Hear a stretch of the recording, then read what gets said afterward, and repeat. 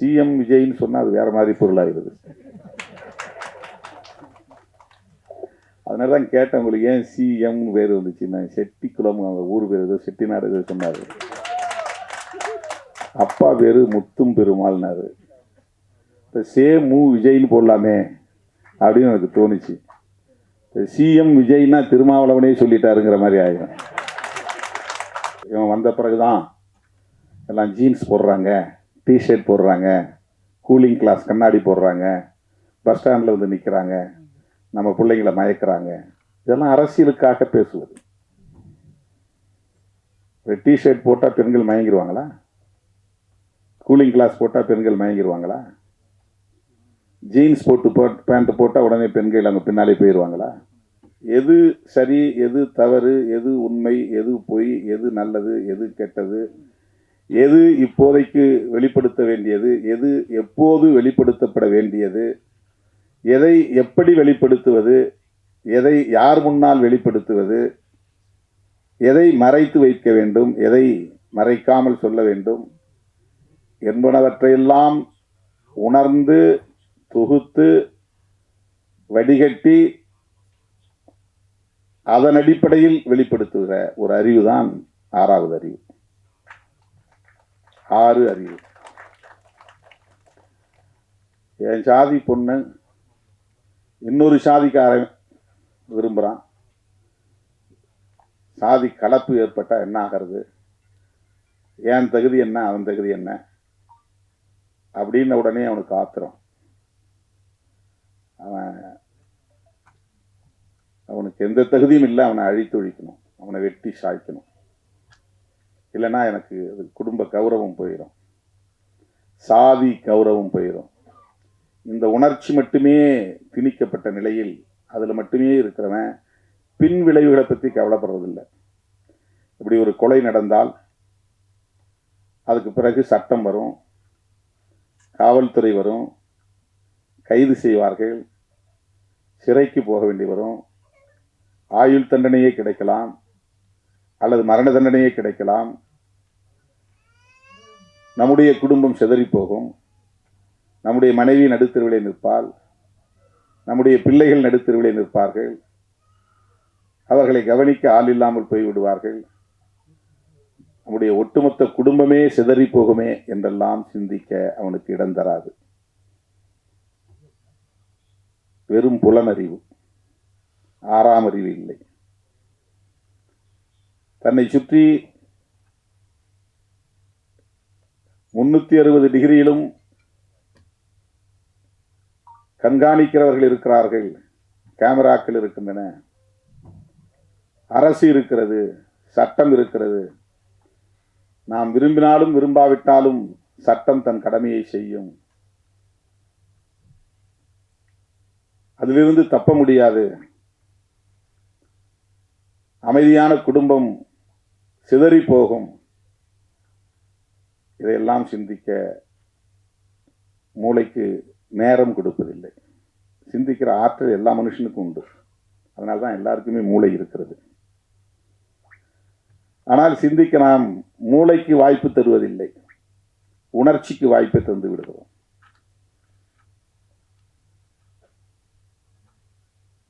விலங்கினங்களிலிருந்து மனிதன் வேறுபடுவது இந்த 6ஆம் அறிவின் மூலம்தான். இதையெல்லாம் யோசித்து பார்க்கிறவன், சிந்தித்து பார்க்கிறவன் முதிர்ச்சி அடைகிறான், பக்குவம் அடைகிறான், பிறருக்கு வழிகாட்டுகிறான். சகோதரத்துவம் மேலானது என்று நம்புகிறான்.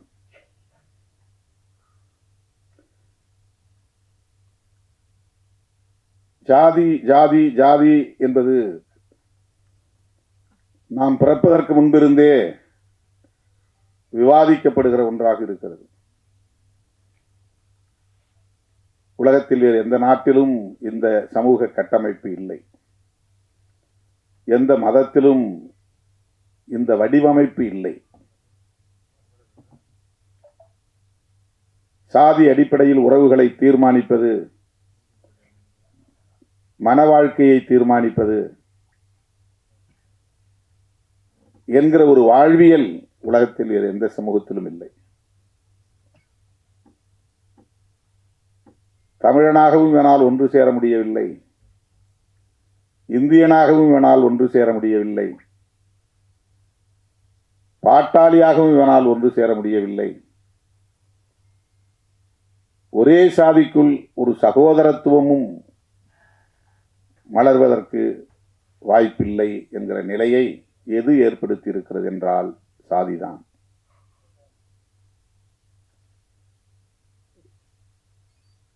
வள்ளுவ பெருந்தகைக்கு முன்னாலேயே சாதி கூடாது என்கிற கருத்தை இந்த மண்ணில் விதைத்தவர் கௌதம புத்தர். அவர் சொன்னதுதான் சுதந்திரம், சமத்துவம், சகோதரத்துவம் என்கிற உயரிய கோட்பாடுகள். நாம் யாரும் புதுசா ஒன்றும் கண்டுபிடிக்கல. புரட்சியாளர் அம்பேத்கர் சொல்லுகிற இந்த கோட்பாடு 2000 ஆண்டுகளுக்கு முன்னால் ஐயன் திருவள்ளுவன் சொல்லி இருக்கிறாங்க. ஐயன் திருவள்ளுவன் சொல்லி இருக்கிற இந்த கருத்தியலை 2500 ஆண்டுகளுக்கு முன்னால் கௌதம புத்தர் சொல்லி இருக்கிறார். கௌதம புத்தர் சுயம்புவாக சொன்னாரா என்றால் அப்படி சொல்ல முடியாது. அவருக்கு முன்னால் அவருடைய முன்னோர் இதை பேசி இருக்கிறார்கள், சொல்லி இருக்கிறார்கள் என்பதுதான் நாம் உணர வேண்டிய உண்மை. இப்படித்தான் அறிவு வளர்ச்சி என்பது உருவாகி இருக்கிறது, பரிணாமம் அடைந்திருக்கிறது. ஆகவே சாதி ஆணவ கொலைகளுக்கு காரணமாக இருக்கிறது என்பதை இன்றைக்கு விஜய் சிஎம் விஜய்ன்னு சொன்னா அது வேற மாதிரி பொருளாகிறது. அதனாலதான் கேட்டேன், உங்களுக்கு ஏன் சிஎம் பேர் வந்துச்சு? செட்டிக்குளம் ஊர் பேர் ஏதோ செட்டிநாடு ஏதோ சொன்னாரு. அப்பா பேரு முத்தும் பெருமாள்னாரு. சேம் விஜய்னு போடலாமே அப்படின்னு எனக்கு தோணுச்சு. சிஎம் விஜய்னா திருமாவளவனே சொல்லிட்டாருங்கிற மாதிரி ஆயிடும்.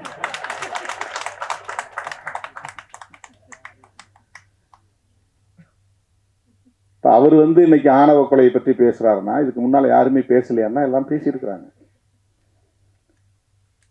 நம்முடைய இயக்குனர் அண்ணன் பாக்கியராஜ் அவர்கள் படங்களில் ஏராளமாக இந்த சாதி பிரச்சனைகள் விவாதிக்கப்பட்டு இருக்கிறது. அவர் படங்களை திருப்பி போட்டு பாருங்க. அவர் கதையில அண்ணன் எடுத்தோடனே முருங்கைக்காயினார். அவருக்கு மனசில் நிக்கிறது முருங்கைக்காய் தான்.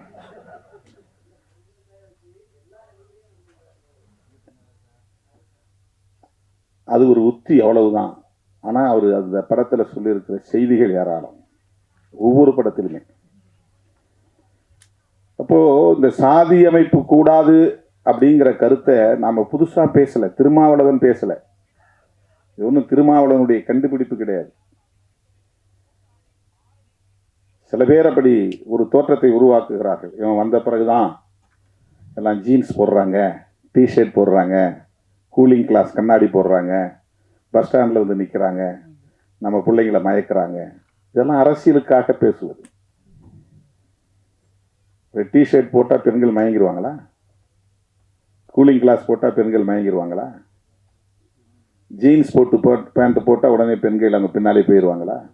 இது பெண்களையே குறைத்து மதிப்பிடுகிற ஒரு விமர்சனம். அது இப்படி அல்ல. காதலுக்கு எந்த வரம்பும் இல்லை. அது ஒரு உயரிய உணர்வு, தூய்மையான உணர்வு. அதை எந்த சக்தியாலும் கட்டுப்படுத்த முடியாது. நீ எத்தனை கொலைகளை பண்ணாலும் காதலை உன்னால ஒன்றும் பண்ண முடியாது. நீ வேணா உள்ள போகலாம், ஜெயிலில் கிடக்கலாம், அவ்வளவுதான். அதுதான் எதிர்வினை. ஒரு உயிரை நீ பறிக்கலாம், நீ ஜெயிலுக்கு போய் கிடக்கலாம், அவ்வளவுதான் நடக்கும். மதுரை வீரன் காலத்திலிருந்து புராண காலத்தில் மதுரை வீரன் கதையே அப்படிதான் நடந்திருக்குது. சாதி விட்டு சாதி. காத்தவராயன் கதையே அப்படிதான் நடந்திருக்குது. காத்தவராயன் ஆரியமாலா கதைன்னு நினைக்கிறேன். நிறைய கதைகள் அப்படி இருக்கு. நிறைய குலதெய்வ கதைகளை போனீங்கன்னா நிறைய சாதி விட்டு சாதி திருமணம் செஞ்சு அதனால படுகொலை செய்யப்பட்டு அப்படி கொல்லப்பட்டவர்களையே அம்மனா வழிபடுறாங்க, இல்லைன்னா ஐயனா வழிபடுறாங்க. ஐயனார், ஐயன், இதுதான் குலதெய்வங்கள். குலதெய்வங்கள்ங்கிறது சிவன் மகாவிஷ்ணு மாதிரியான கதைகளை கொண்டது கிடையாது. நம்மோடு வாழ்ந்தவர்கள் மடிந்திருப்பார்கள், அவர்கள் நமக்கு முன்னோர்களாக பாதுகாவலர்களாக இருந்திருப்பார்கள். அவர்கள் அந்த நமக்காக நம்முடைய குலத்தை காப்பதற்காக ஆயுதம் ஏந்தி இருப்பார்கள், வெட்டுப்பட்டு இருப்பார்கள், களத்திலே பலியாகி இருப்பார்கள். அவர்களை நினைவு கூர்ந்து நடுகள் நட்டு அவர்களை வழிபாடு செய்கிற ஒரு முறைதான் குலதெய்வ முறை வழிபாட்டு முறையாக மாறி இருக்கிறது. அப்படி நிறைய தரவுகள் உண்டு. இப்போ நாமெல்லாம் பெருந்தெய்வங்களை கும்புற வழக்கம் நமக்கு கிடையாது. ஊருக்கெல்லாம் போயின்னா முனியாண்டி, கருப்புசாமி, மாயவன், இப்படிதான் சாமி. இதெல்லாம் யாருன்னா நம்முடைய முன்னோர். அவங்களுக்கு இருந்த பேர். அவங்களுக்கு சாராயம் வச்சு படைப்பாங்க, கறி வச்சு கிடா வெட்டி கறி சமைச்சு படைப்பாங்க. இதெல்லாம் நம்முடைய வாழ்வியலில் இருந்த முக்கியமான கூறுகள். சாதி அடிப்படையிலான படுகொலைகள் நடந்து அந்த படுகொலைகளால் தியாகம் செய்த அவர்களெல்லாம் கடவுளாக்கப்பட்டு இருக்கிறார்கள், நடுகல்லாக்கப்பட்டு இருக்கிறார்கள். நடந்திருக்கு. இப்போ என்ன அதுல இருந்து தெரிய வருதுன்னா, இந்த சாதி அடிப்படையில் சாதி விட்டு சாதி திருமணம் பண்ணக்கூடாது, கலப்பு திருமணம் பண்ணக்கூடாது அப்படிங்கிற கருத்து இன்னைக்கு நேற்றுக்குள்ள ரொம்ப காலமா இருக்கு. காதல் ரொம்ப காலமா மனிதன் தோன்றிய காலத்தில் இருந்து இருக்கு. காதலுக்கு எதிர்ப்பும் அந்த காலத்தில் இருந்து இருக்கு. காதலின் பெயரால் சாதி விட்டு சாதி திருமணம் நடந்தால் ஆணவ கொலைகள், அது இங்கிலீஷ்ல ஹானர் கில்லிங்கிறான். ஹானர் கில்லிங்னா கௌரவ கொலை. அதில் என்ன கௌரவம் இருக்குது? அது ஆணவம் தான். அதனால தான் ஆணவ கொலைன்னு இப்போ நம்ம அதை புதுசாக அழைக்கிறோம். அதில் என்ன கௌரவம் இருக்கு? பெற்ற பிள்ளையை, 10 மாதம் சுமந்த பிள்ளையை, பாலூட்டி சீராட்டி வளர்த்த பிள்ளையை, கொஞ்சி குளவிய பிள்ளையை ஈவிரக்கம் இல்லாமல் வெட்டி சாய்க்கிற அளவுக்கு மூர்க்கம் வருகிறது என்றால் அது சாதியின் பெயரால் ஏற்படுகிற பித்துக்குளித்தனம். அது சாதி அவன் கண்ணை மறைக்குது, மூளையை செயல்பட விடாமல் தடுக்குது. ஆகவே அந்த ஆணவ கொலைகள் காலம் காலமாக சமூகத்திலே இருந்து கொண்டே இருப்பதை நாம் பார்க்கிறோம். அதை அவ்வப்போது பலர் கண்டித்திருக்கிறார்கள், அதை எதிர்த்திருக்கிறார்கள், போராடி இருக்கிறார்கள். அந்த வரிசையில தான் நம்ம பெரியாரையும் அம்பேத்கரையும் பார்க்கிறோம். இது எப்பதான் தீர்வு வரும்? இதுக்கெல்லாம் ஒரு குறிப்பிட்ட காலக்கெடு நம்ம சொல்ல முடியாது, ஒரு டியூரேஷன் சொல்ல முடியாது. பசிக்குது, சோறாக்கணும் அப்படின்னா 1/2 அன் ஹவர்ல சமைச்சிடலாம், ஒரு டைம் சொல்லணும். 1/2 அன் ஹவர்ல உட்காருங்க சமைச்சு கொடுத்துட்றேன் அப்படின்னு டைம் சொல்ல முடியும், ஒரு கெடு சொல்ல முடியும். நான் இங்கிருந்து டெல்லிக்கு போகணும், அவங்க யாரோ ஒருத்தரை பார்க்கணும் அப்படின்னா அதுக்கு என்ன டைம்? ட்ரெயினில் போனால் இத்தனை மணி நேரம் ஆகும், 24 மணி நேரம் ஆகும். ஃப்ளைட்டில் போனால் 2.25 மணி நேரம் ஆகும், ஒரு டைம் சொல்லிடலாம். சாதி பிரச்சனைகளுக்கு தீர்வு காண்பதற்கு ஒரு டைம் லைன் சொல்ல முடியாது, டைம் ஃப்ரேம் சொல்ல முடியாது, காலக்கெடு சொல்ல முடியாது. புத்தர் தோன்றினார், இட்டார் பெரியோர் இடாதார் இழிகுலத்தோர் என்று 2 சாதி தான் இருக்கிறது, சாதிகள் 2 ஒழிய வேறில்லை என்று சொன்ன அவ்வை பாட்டி சொன்னார். ஆண் சாதி பெண் சாதி ஆக 2 சாதி, வீண் சாதி மற்ற எல்லாம் என்ற சித்தர்கள் சொன்னார்கள். சாதி வேற ஒன்றும் இல்லைப்பா, சாதி ஆண் சாதி பெண் சாதி அவ்வளவுதான், மற்றதெல்லாம் வீண். பிறப்புக்கும் எல்லா உயிர்க்கும் ஐயன் திருவள்ளுவன் சொன்னான். எல்லாம் பிறக்கலாம், ஒரே மாதிரி தான் பிறக்கிறோம். பிறக்கிறது என்ன பெரிய வேறுபாடு இருக்கு? உயர்ந்தவன் வேற மாதிரி பிறக்கிறான், தாழ்ந்தவன் வேற மாதிரி பிறக்கிறானா? இல்லை. ஆணும் பெண்ணும் இணைந்து கரு உற்பத்தியாகி 10 மாதம் கற்ப பையிலே வளர்ந்து கருவறையிலே வளர்ந்து அதன் பிறகு அவன் குழந்தையாக பிரசவம் ஆகிறான், அவ்வளவுதான். இதுதான் எல்லா உயிரினங்களுக்கும், மனிதனுக்கு. பரப்போக்கும் எல்லா உயிருக்கும் ஐயன் திருவள்ளுவன் சொன்னார். அந்த வரிசை ஒட்டித்தான் மகாத்மா பூலே, கேரளாவிலே நாராயணகுரு, ஏன் பல மதங்கள் பல சாதிகள், எல்லா மதமும் ஒண்ணுதான், எல்லா சாதியும் ஒண்ணுதான் சொன்னவர் நாராயணகுரு. சாமித்தோப்பு அடிகளார் ஐயா பரால பிரஜாபதி அடிகளார், அவருடைய முப்பாட்டனுக்கு முப்பாட்டன் அவர் தான் வைகுண்டர்.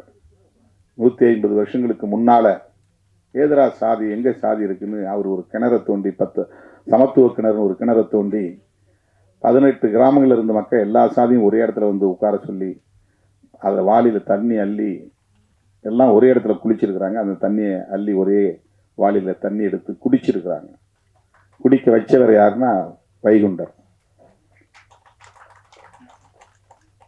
பரப்பால எவனும் உயர்ந்தவன் இல்லை, தாழ்ந்தவன் இல்லை.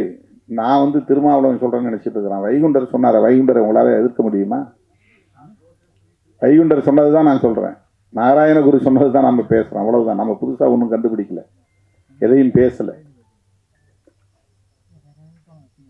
அவங்களுக்கு பின்னால தோன்றியவர்கள் தான் பெரியார், அம்பேத்கர்லாம். இவங்களுக்கு மூத்தவர் வைகுண்டர், சமகாலத்தவர் ஐயா நாராயணகுரு. அதே காலத்து தலைவர் பசவண்ணா, அவரும் 150 வருஷத்துக்கு முன்னால, 200 வருஷத்துக்கு முன்னால் நினைக்கிறேன், 12ஆம் நூற்றாண்டு. அவர் கிட்டத்தட்ட 800 வருஷத்துக்கு முன்னால அவர் சாதி பிறப்பின் அடிப்படையில் சாதி இல்லைன்னு எதிர்த்து போரிட்டவர் தான். இன்னைக்கு அவரை பின்பற்றவங்க சாதியை கடைபிடிக்கிறாங்க, அது வேற விஷயம். ரொம்ப அருமையா ஒரு விஷயத்தை சொன்னார். புத்தர், நபிகள் நாயகம், இயேசு பெருமான், இந்த 3 மாமனிதர்களும் மனிதநேயமே உலகின் தலை சிறந்த கொள்கை என்றுதான் சொல்லியிருக்கிறார்கள். ஆனால் அவரை பின்பற்றதான் உலகத்தில் எல்லா நாடுகளிலும் இருக்கிறான். எல்லாம் கத்தியை தூக்கிட்டு நிற்கிறான், அருவாளை தூக்கிட்டு நிற்கிறான். அதுதான் வீரம் சொல்கிறான். பௌத்தத்தை ஏற்றுக்கொண்டவனும் வன்முறையில் ஈடுபடுகிறான், படுகொலையில் ஈடுபடுகிறான். அதுக்கு சிங்களமே ஒரு சாட்சி. ஈழத்தமிழர்களை படுகொலை செய்யக்கூடிய அத்தனை பேரும் பௌத்தர்கள் தான். அவன் உண்மையிலேயே பௌத்தத்தை உள்வாங்கி இருந்தான்னா மனிதநேயம் தான் அவன்கிட்ட மேலோங்கி இருக்கும். தமிழர்களை அவன் கொல்ல மாட்டான். நீ தனியாக வாழணும்னு நினைக்கிறியா, வாழ்ந்துட்டு போ. உனக்கு ஒரு நாடு வேணுமா, வச்சுக்கோ சொல்லிட்டு போயிருப்பான். ஒன்றாகாது. நம்ம எல்லாம் சகோதரர்களாக வாழ்வோம். ஆனால் அவன் பௌத்தத்தை உள்வாங்கினானே தவிர புத்தர் சொன்னதை பின்பற்றவில்லை. ஒரு கன்னத்தில் அடித்தால் மறு கன்னத்தை காட்டு, எவனையும் நீ வன்முறைக்கு போகாதே, வன்முறையில் ஈடுபடாதே என்று சொன்னார் இயேசு பெருமான்.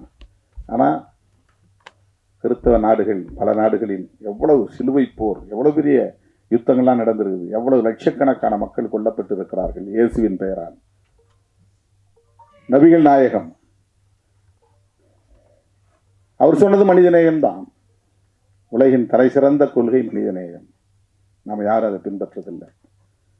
சுதந்திரம், சகோதரத்துவம், சமத்துவம், இதுதான் மதம் சொன்ன உண்மையான கோட்பாடுகள். இதுதான்.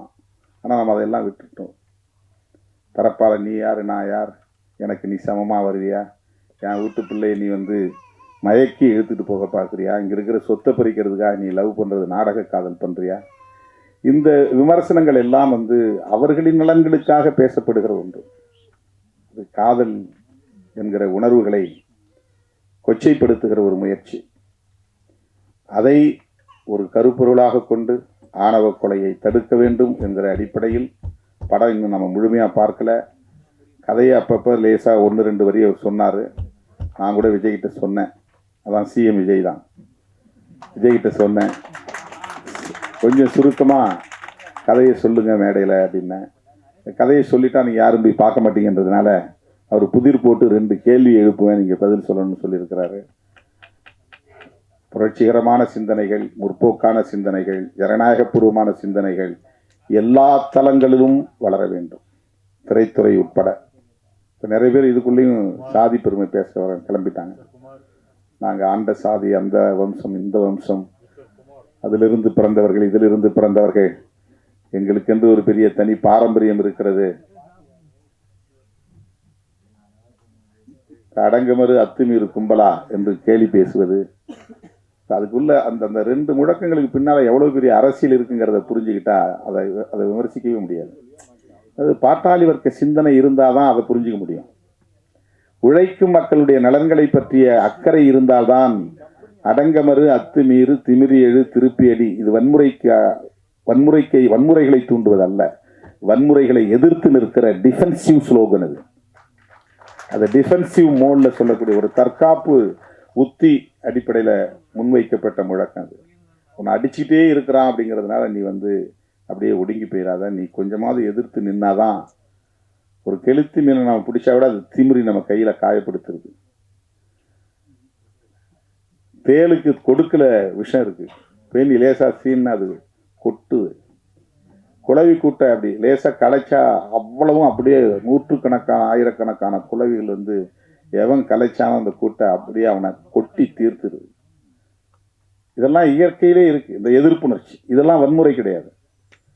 குளவி 4 பேரை கொட்டுதுன்னா சும்மா இருக்கிறவனை கொட்டுதா? கூட்ட கலைச்சவன் மேலே தான் வந்து கொட்டுது. தேல் கொட்டுதுன்னா சும்மா இருக்கிறவனை கொட்டுதா? யார் போய் சீன்றானோ அவனை தான் கொட்டுது. தேல் கொட்டுறது தான் திருப்பி அடின்னு அர்த்தம். குளவி கொட்டுது பாருங்க, அதுதான் திருப்பி அடித்தல். நீ போய் அவன் கூட்ட கலைச்ச, அது உன்னை கொட்டுது. கலைச்சா அப்புறம் நீ பாட்டு போயிட்டீன்னா உன்னை அப்புறம் அங்கே எங்கேயுமே நீ கூடு கட்ட முடியாது, கூடு கட்டி வாழ முடியாது. ஒரு தற்காப்பு உணர்ச்சிக்கான ஒரு அரசியல். இதை கிண்டல் பண்ணுறாங்க ஒருத்தனா வந்து மேல் சாதிங்கிற ஒரு ஆதிக்க உணர்விலிருந்து பேசுகிற விமர்சனங்கள் அவை.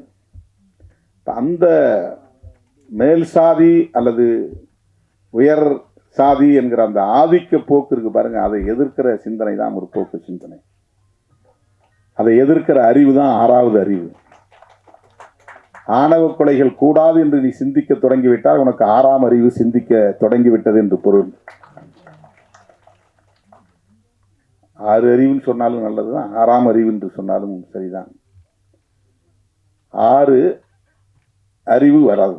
6ன்னா நீ அமைதியாக இரு, ஆத்திரப்படாத, உன்னை ஆற்றுப்படுத்திக்கொள், நீ 6 மனமே 6 என்பதை போல நீ உணர்ச்சி வயப்படாமல், கோபப்படாமல், ஆத்திரப்படாமல் 6, டென்ஷனாக இருக்காத, எந்த நேரமும் கொதிப்பாக இருக்காத 6, அப்புறம் தான் அறிவு வேலை செய்யும்.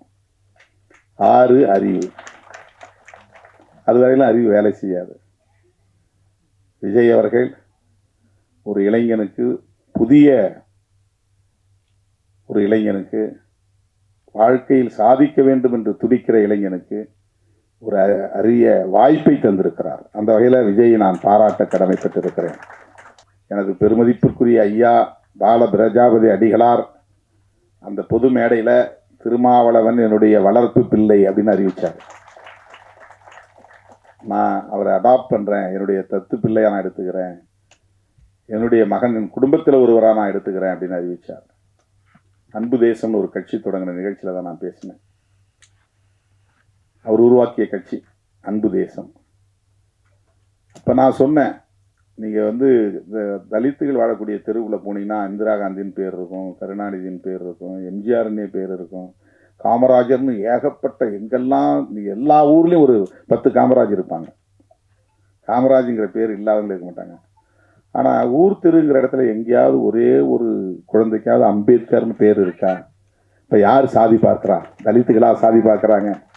அம்பேத்கர் உலகளாவிய பெருந்தலைவர், அறிவார்ந்தவர்கள் எல்லாம் போற்றும் பேரறிவாளர். ஆனால் அவரையும் இன்னைக்கு சாதி அடிப்படையில் பார்க்குற ஒரு பார்வை தானே இன்னைக்கு இருக்குது இந்த சமூகத்தில் அப்படின்னு வலியை, ஆதங்கத்தை நான் வெளிப்படுத்திய போது, இந்த சமூகத்தில் நான் பிறந்த நாடார் குலத்தில் தம்பி திருமாவளவன் சொன்னதைப் போல பிறக்க போகிற குழந்தைகளுக்கு நான் அம்பேத்கர் என்று பெயர் சூட்டுவேன் அப்படின்னு உறுதி கொடுத்தார். தம்பி பிறந்த உடனே என்னை தொலைபேசியில் கூப்பிட்டு, இந்த மாதிரி ஒரு பிள்ளை பிறந்திருக்கிறான், நான் சொன்ன குழந்தை, நம்ம வைகுண்டர் வழியை பின்பற்றக்கூடியவர்கள், ஐயா வழியை பின்பற்றக்கூடியவர்கள், அந்த பிள்ளைக்கு நான் அம்பேத்கர் பேர் வச்சிருக்கிறேன் தம்பின்னு அவ்வளவு மகிழ்ச்சியாக புலகாங்கிதத்தோடு சொன்னார். அப்புறம் வர சொல்லி பார்த்தார். பல வருஷங்களுக்கு பிறகு ஒரு ஆளாகி நான் இப்போ காலேஜ் படிக்க வந்திருக்கிறேன்னு வந்து தம்பி என்கிட்ட அறிமுகமானான். அதுக்கிடையில் நான் சந்திக்கிற வாய்ப்பே எனக்கு கிடைக்கல. ஐயா நம்முடைய தனபால் அவங்க அப்பாவும் அவங்க அம்மாவும் அழைச்சிட்டு வந்து, தம்பி யார் தெரியுதா, இவர் தான் அம்பேத்கர் அப்படின்னு எனக்கு அறிமுகப்படுத்தினாங்க. எனக்கு வந்து அப்படியே எப்படி சொல்கிறதுன்னு தெரியல, உடம்பெல்லாம் அப்படி சிரித்தது. அதே பெயரோடு திரைக்களத்திலும் அடியெடுத்து வைத்திருக்கிறார் தம்பி அம்பேத்கர் என்பது எனக்கு பூரிப்பாக இருக்கிறது. திரைப்படத்துக்காக நான் வேற பேரை வச்சுக்கிறேன் அப்படின்னு வச்சுக்கல. எனக்கு வேற ஏதாவது பெயர் நல்லா மாடர்னாக வைங்க, நல்லா கேட்சிங்காக வைங்க, நல்லா பிரபலமாகிறது வைங்க. வாய்ப்பு வருது, வாய்ப்பு வரல, வெற்றி தோல்வி அதை பற்றி எனக்கு கவலை இல்லை. அம்பேத்கர் தான் என் பெயர். நாயகன், கதை நாயகனின் பெயர் அம்பேத்கர். அதுக்கு அந்த தம்பிக்கும் ஒரு துணிச்சல் வேண்டும், இயக்குனருக்கும் ஒரு துணிச்சல் வேண்டும். அந்த துணிச்சல் இருவருக்குமே இருக்கிறது என்பதை எண்ணி நான் பெருமைப்படுகிறேன். அவர்கள் இந்த திரைக்களத்தில் சாதனைகள் பல படைக்க என்னுடைய நெஞ்சார்ந்த வாழ்த்துக்களை தெரிவித்து இந்த வாய்ப்புக்கு நன்றி கூறி முடிக்கிறேன். நன்றி, வணக்கம்.